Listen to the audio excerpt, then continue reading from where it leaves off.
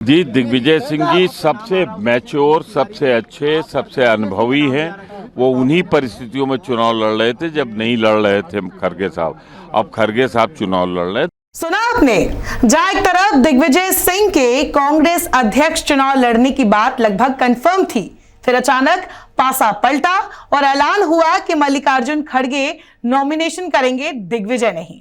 खैर, राजनीति में यही तो सबसे दिलचस्प बात होती है, कुछ भी कभी भी हो सकता है। गहलोत के बाद ऐसा लगा था कि दिग्विजय की किस्मत खुलने वाली है, लेकिन फिलहाल ऐसा होता नहीं दिख रहा है।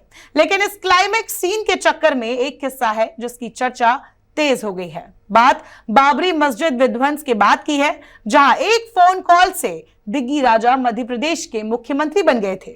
सबको लग रहा था कि दिग्गी राजा की एक बार फिर लॉटरी लगेगी। ऐसा नहीं हुआ, लेकिन फिर भी वो किस्सा जानना तो बनता है। दरअसल ये वो दौर था जब अयोध्या को लेकर आंदोलन चल रहा था।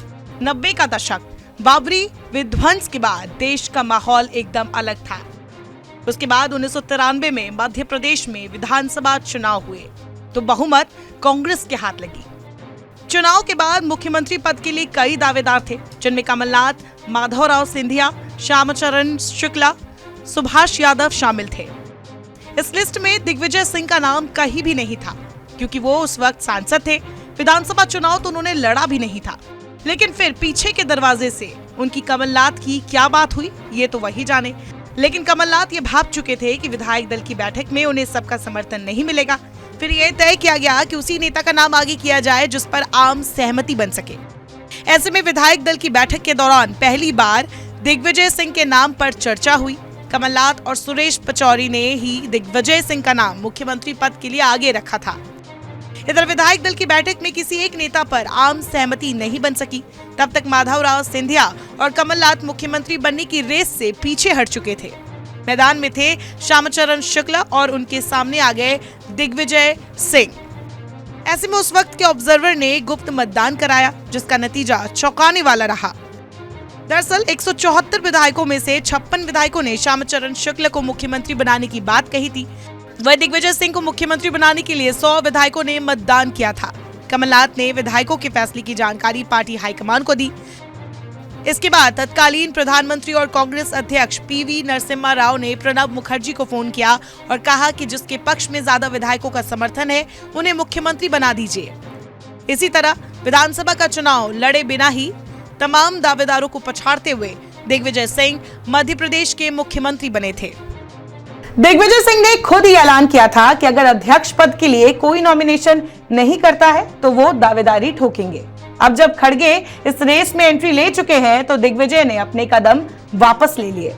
लेकिन ये कहना गलत नहीं होगा कि उनकी दावेदारी इस पद के लिए अशोक गहलोत के बाद सबसे दमदार थी। इसके पीछे भी बड़ी वजह है।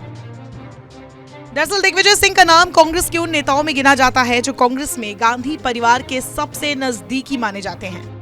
राजीव गांधी के दौर से लेकर सोनिया गांधी के कांग्रेसी दौर में दिग्विजय सिंह हमेशा गांधी परिवार के करीब रहे। उनकी खूबियों की बात करें तो वफादारी, संगठन को साथ लेकर चलने की तकनीक, सॉफ्ट हिंदुत्व पर उनका फोकस, विरोधियों के सवालों का बेबाकी से उत्तर और विपक्षी नेताओं से अच्छे रिश्ते, ये सारी उनकी खूबियां हैं जो अध्यक्ष बनने के बाद कांग्रेस के लिए फायदेमंद साबित हो सकती थी। कहते हैं कि मध्य प्रदेश में उनको कांग्रेस के ज्यादातर कार्यकर्ताओं के नाम मुंह जुबानी याद है।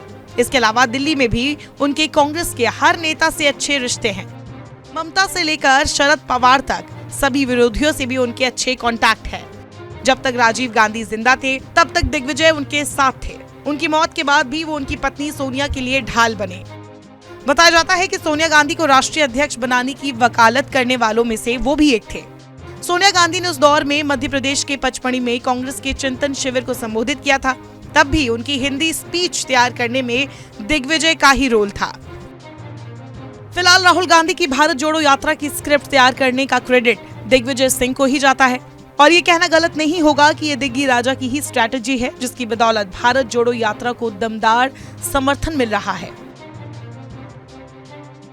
मध्य प्रदेश की राघोगढ़ रियासत के राज परिवार से आने वाले दिग्विजय सिंह को सियासत विरासत में मिली थी। उनके पिता बलभद्र सिंह भी विधायक थे।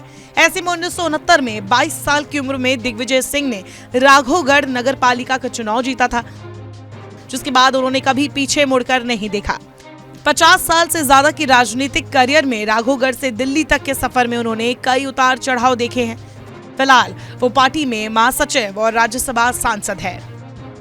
वो कई बार कांग्रेस के लिए बैक स्टेज पर काम करते दिखे, लेकिन उसका फायदा पार्टी को लंबे समय तक हुआ। वो 75 की उम्र में फिट है और हिट भी। तभी राहुल गांधी की भारत जोड़ो यात्रा में वो लगातार उनके साथ बने हुए हैं। 192 दिनों की नर्मदा परिक्रमा यात्रा कर पहले उन्होंने मध्य प्रदेश में सोई कांग्रेस को जगाया था, जिसके बाद ही 2018 में पार्टी सत्ता तक पहुंच गई थी। यही वजह है कि दिग्विजय सिंह न केवल सोनिया गांधी बल्कि राहुल और प्रियंका की गुड बुक्स में भी है। राहुल गांधी की भारत जोड़ो यात्रा को जो रिस्पॉन्स मिल रहा है वो भी उनकी ही मेहनत है। खैर, दिग्विजय सिंह पहले ही कह चुके हैं कि वो राहुल गांधी के साथ भारत जोड़ो यात्रा पर फोकस कर रहे हैं। वैसे देखा जाए तो दिग्विजय भले ही फ्रंट रोल में नहीं है अभी, लेकिन उनका काम इस वक्त सबसे अहम हो जाता है।